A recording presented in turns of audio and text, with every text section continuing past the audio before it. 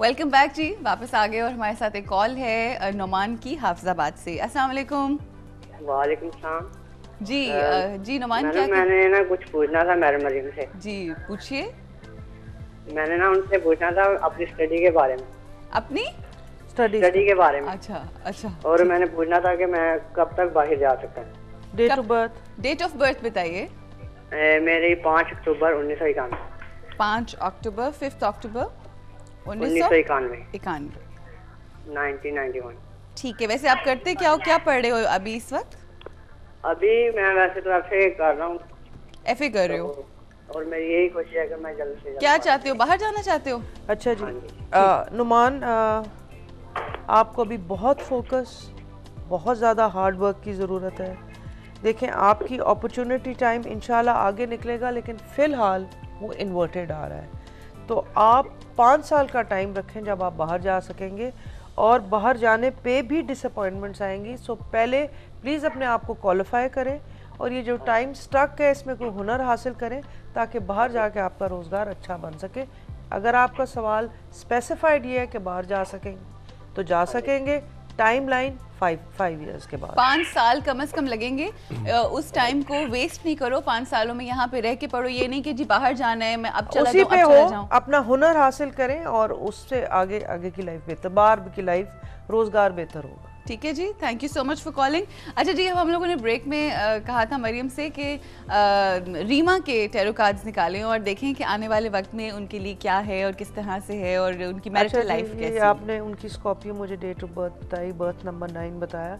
इसमें यह है कि जब भी उन्होंने शादी की चॉइस की है, अगर रीमा ये देख रही हूँ या सुन रही हूँ प्रोग्राम, तो 2 लोगों में उनको चॉइस थी, जिसका एक उन्होंने ये किया है। एंड इसमें आगे लॉन्ग लास्टिंगली इट्स जुनून, this means lot of compatibility, its success, it's grounded, फतह।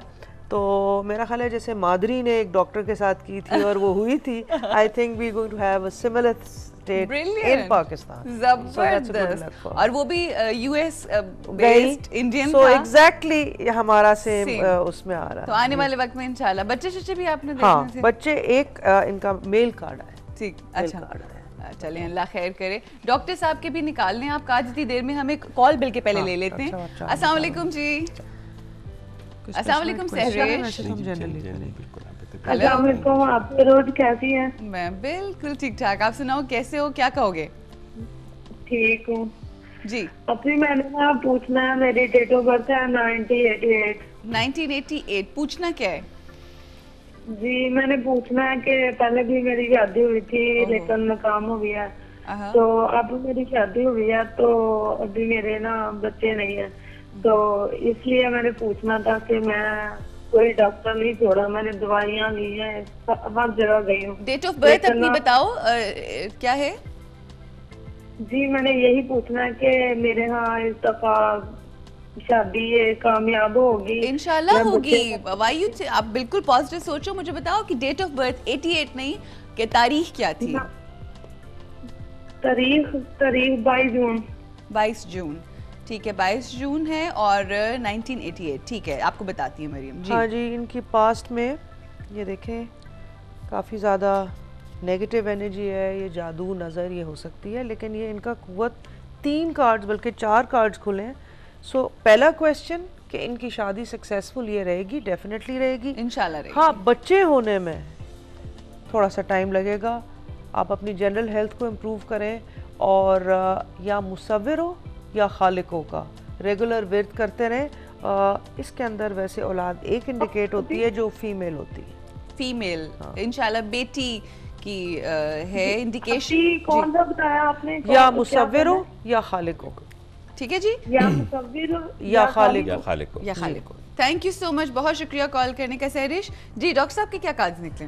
जी डॉक्टर साहब के बहुत अमेजिंग कार्ड्स निकले। अच्छा, और सवाल मैं ये जनरल मैं अगेन कहूंगी, ये कंडेंस फन रीडिंग है, क्योंकि रीडिंग में तो काफी टाइम लगता है। इनका जो की कार्ड है दैट इज एन आशिक कार्ड। आशिक, नो, लेट मी एक्सप्लेन। आशिक card means a person with a lot of love for beauty. Oh yes. Lot of appreciation for beauty.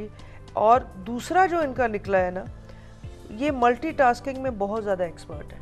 Oh yes. ये टाइम मैनेजमेंट और इन चीज़ों के अंदर, क्योंकि ये वर्गो हैं और इनका 14th बताया है जो कि पंचतन पाक का कंपाउंड नंबर 5 बनता है, तो there is a lot of spiritualism also. लेकिन अब इनका 2013 में एक चेंज पॉलिटिकल आ जाएगा। अच्छा। और पॉलिटिकली में अगर मैं इनको एडवाइस थोड़ा करूं तो आप ग्रास रूट पॉलिटिक्स के बजाय, वो भी वैसे आपकी सक्सेसफुल होगी, आप एडवाइजरी में जाएं। अच्छा, हाँ, that's very, and you will be a perfect adviser. And उसके अंदर आपके अंदर ये जो मल्टीटास्किंग है ना और डिफरेंट चीज़ें हैं, इसमें you can be very beneficial. So अगर आपको 1.5 साल के अंदर ऐसी अपॉर्चुनिटी मिले या मालिक को आप रेगुलरली पढ़ें, तो इंशाल्लाह we will also see him now as a politician. Wow, brilliant भाई ब्रिलियंट। वाह वाह, अल्लाह करे कि सब बेहतर हो इंशाल्लाह बेहतर ताला। हो जो जाए। कुछ आपने कहा है मैं तो सिर्फ आमीन कहूंगा बात। अल्लाह ताला बहुत तो बेहतर इसका मतलब है आप चाहते हैं पॉलिटिक्स में किस पार्टी को ज्वाइन कर रहे हैं? मैं समझता हूँ कि जैसे बातों से बात नहीं हो सकती, इस मुल्क को बेहतर करने के लिए सब लोगों को अपना अपना हिस्सा बिल्कुल डालना पड़ेगा। बिल्कुल। और ये कोई अब शर्माने की बात नहीं है। आई थिंक पॉलिटिकल चेंज इतनी मजे की आने वाली है, और उसको चेंज किसने लाना है? हम लोगों ने लाना है, तो कोई हर्ज नहीं। To be part of a change is much better than to be affected by change. Absolutely, बिल्कुल बिल्कुल। और हर किसी को मिलकर अब चेंज लाने की जरूरत है। ये नहीं कि जी वो करेगा वो करेगा, we all have to make an effort. हालात उन्हीं के तब्दील होते हैं जो तब्दीली लाने की जरूरत दिखाते हैं। वेरी ट्रू, बिल्कुल, वरना बहुत मुश्किल। Very very true. सैडनेस के हवाले से, जो कि एक बहुत ही नेगेटिव इमोशन है, और हमें छोटी छोटी चीज़ें, अगर खुशियाँ या हम जो चाहते हैं हमें ना मिले तो हम बहुत सैड हो जाते हैं, और उस सैडनेस की वजह से हम मजीद डिस्ट्रॉय कर लेते हैं। बिल्कुल बिल्कुल। देखें जी, सैडनेस एक ऐसा इमोशन है जो कि अगर आप चाइनीज़ मेडिसिन या कहीं भी देखें तो स्टमक में स्टोर होता है। ओके। आप देखें कई लोग जो सैड होते हैं वो एनोरेक्सिक हो जाते हैं, या वो बहुत ईटिंग कंफर्ट ढूंढना शुरू कर देते हैं। They indulge in overeating. Sadness is past से रिलेटेड होता है, और यूजुअली सैडनेस हार्ट ब्रेक से होता है। So people who can't get through their heartbreak is usually they are victims of sadness. सही। तो इसको किस तरह कंट्रोल, किस तरह से किया? उसमें कंट्रोल जी इस तरह करना चाहिए कि पॉजिटिव थिंकिंग है, एंड अगेन अपना ईमान पक्का करें। अगर किसी ने हार्ट ब्रेक दिया है तो कोई हार्ट जोड़ने वाला भी आ जाएगा, because life moves along, it's a journey. और इसलिए सैडनेस को प्लीज तो गुस्सा निकाल दें, उसको इंटरनलाइज ना करें। बाहर जितना निकाल सकते हैं निकालें। जहां आपने स्टोर कर लिया अपने वहां अंदर आपने अपने जुल्म कर लिया अपने। अच्छा डॉक्टर साहब, आपका कभी दिल टूटा है? ऐसे सही मुझे बताएं। मैं तो समझता हूं कि जो बात, मैं आपको दिल टूटने की भी बात बताता हूं, और मैं मरियम की बात को इससे ज़्यादा इंडोर्स नहीं कर सकता। हमारे यहाँ सबसे ज़्यादा तकलीफ और जो दिल से हाँ निकलती है, कराहते हैं आप, वो किसी महबूब की धुतकार और इनकार से। दुनिया में धुतकार और इनकार, वो भी जो जिसको आप चाहते हैं, जब वो आपको धुतकारे या इनकार करे तो ज़्यादा तकलीफ अरूज हो नहीं सकती। मगर मैं आपको बताऊं, बेहतरीन महबूब कौन है? बेहतरीन महबूब वो है जो इनकार करते, जो आपको धुतकारते, इसलिए कि उस महबूब ने आपको दायरे के सफर से निकाल कर फिर से एक सही शाहराह पे लगा दिया। क्या बात है। जब वो धुतकार मिलती है, जब वो इनकार होता है, तो जिगर में छाले हो जाते हैं। आप शिफा शिफा पुकारते हर दर पे जाते हैं। उस वक्त अपनी सैडनेस को, अपनी डिसअपॉइंटमेंट को, अपनी रिजेक्शन को, अपनी डिजेक्शन को, सबको अपने साथ कोप और कैपेबल बनाने के लिए आपको एक मसीहा, एक मुर्शद और एक मुशीर की ज़रूरत है। मेरे ये 3 मीम याद रखिए, मसीहा, मुर्शद और मुशीर। अगर आप गौर करें तो मरियम क्या है? ये मुशीर है। मीम आ गया। नहीं, बिल्कुल बिल्कुल, आप मेरी बात समझिए, मुशीर है। चौथा आपका एम एंटर हो गया है, देख लें। बिल्कुल एम। देखिए मैं ये बात इसलिए अहम कर रहा हूँ कि जब आप सैडनेस के साथ डील करना चाहें तो खुदा के लिए महबूब धुतकारे तो उसके भी मीम का जवाब भी मीम है, उसका तरियाक भी मीम है। मसीहा, मुर्शद और मुशीर। आप यकीन कीजिए कि जब ये मिल जाए और इसकी तलाश में रहें, आपको मुर्शद यकीन कीजिए कि रूहानियत की तरफ ले जा सकता है, और एक बिल्कुल अजीब तरह से आपको आज़ाद कर सकता है। मसीहा, बेहतरीन मसीहा वही नहीं जो सिर्फ जिल्द पे आया हुआ छाला ठीक करे, वो जिगर के छालों पे भी मरहम रख सकता है। और फिर मुशीर, आप यकीन कीजिए कि वो ऐसा सही मशवरा दे सकता है। मैं आपको अर्ज़ करूं, मैं उन लोगों पे बहुत ज़्यादा रहम खाता हूँ जिन्होंने पहली दफ़ा किसी लड़की से मोहब्बत की और वो दोनों मिल गए। जब आपके साथ आप मुझे साथ साथ अपने मेरे सवालों के जवाब देते थे, आपके साथ ऐसा तो नहीं हुआ ना? मेरे साथ बहुत दफ़ा ऐसा हुआ। मैं समझता हूँ कि अगर तभी तो कोई आशिक कार्ड पहला आया था। मेरी अगर मुझ में अगर कोई खूबी आई तो वो एक इनकार की वजह से आई। क्या बात है? मुझे तब पता चला कि जब महबूब इनकार करता है आप तब वो तमाम मशकें कर लेते हैं जो बंदगी की मशकें हैं, जो अना का कीमा बनाने की मशकें हैं, जो किसी के दर पे कुर्बान हो जाने की मशकें हैं। मैं एक बात आपको बता दूं, अगर हकीकत की बारगाह पे सुरखरू होना है तो उसकी तमाम मशकें किसी मजाज के बुत के जरिए आपको करवाई जाएंगी। अरूज मैं और मेरा ये और मेरा वो तब पता चलता है कि अरे वो एक मामूली शख्स के लिए आपने अपने दिल का कीमा बना दिया और वो भी बारीक जाली वाला। और जब बना के पेश किया तो उसने उठा के बाहर फेंक दिया कि माफ कीजिए मैं बड़ा गोश्त नहीं खाती। अरूज मेरा मौला क्या चाहता है? बंदगी, आजिज़ी और अना को बिल्कुल खत्म करना। ये मशकें ऐन उसके दर पे तो जाके नहीं होंगी, ये मशकें मजाज के जरिए होंगी तो शायद वहाँ के मिजाज शनास आप बन जाएं।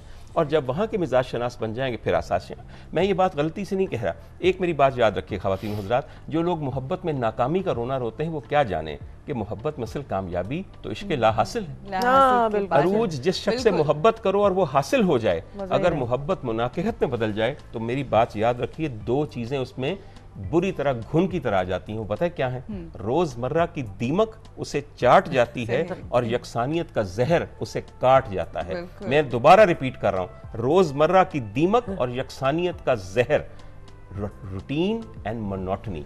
रूटीन एंड मोनोटनी वो चीज़ है जो मोहब्बत को मोहब्बत नहीं रहने देती। उसको कुछ और बात, मेरा कहने का कसम मतलब ये नहीं कि आप अपने स्पाउस से मोहब्बत ना करें, मगर मोहब्बत एक और लेवल पे है, ये एक और फलसफा है। मुनाकिहत फ़राइज़ और जिम्मेदारियों और मुआशरत में जकड़ी हुई एक चीज़ है। मोहब्बत इस आलम से भी बहुत बाला है। बहुत खूबसूरती से आपने मोहब्बत को एक्सप्लेन किया है डॉक्टर साहब, बेहद शुक्रिया। मेरे कहने का कोई कुछ जवाब ही नहीं बचता, कुछ मैं कह ही नहीं सकती। मेरा ख्याल है जो बातें डॉक्टर साहब ने कही हैं उनको जहन में रख के वही बातें, तब्दीली जब तक अमल नहीं आप करेंगे, जब तक इन चीज़ों के बारे में सोचेंगे नहीं, जब तक आप एक पॉजिटिव स्टेप नहीं उठाएंगे, और हमेशा पॉजिटिव सोचिए इन तमाम चीज़ों के साथ। यही पैगाम है मरियम का, यही पैगाम है डॉक्टर साहब का, यही पैगाम है हमारा, क्योंकि हमने ये पैगाम अपने बुज़ुर्गों से और बुज़ुर्गों ने अपने बुज़ुर्गों से और आगे से सुना है। और ख़वातीन हज़रात, पॉजिटिविटी जब ज़िंदगी में आ जाती है तो ज़िंदगी इतनी खूबसूरत हो जाती है। लोगों की खुशियों पे भी खुश हों, अपनी खुशियों के लिए भी दुआ करें, और अगर आप लोगों के लिए खुशियाँ क्रिएट करना शुरू कर दें तो आपकी ज़िंदगी के अंदर वो खुशी आएगी कि आप खुद परेशान हो जाएंगे, oh what happened to my life and what happened to me. मुझे अपनी दुआओं में याद रखें और अपना और अपनों का बेहद ख्याल रखिए। अल्लाह हाफ़िज़।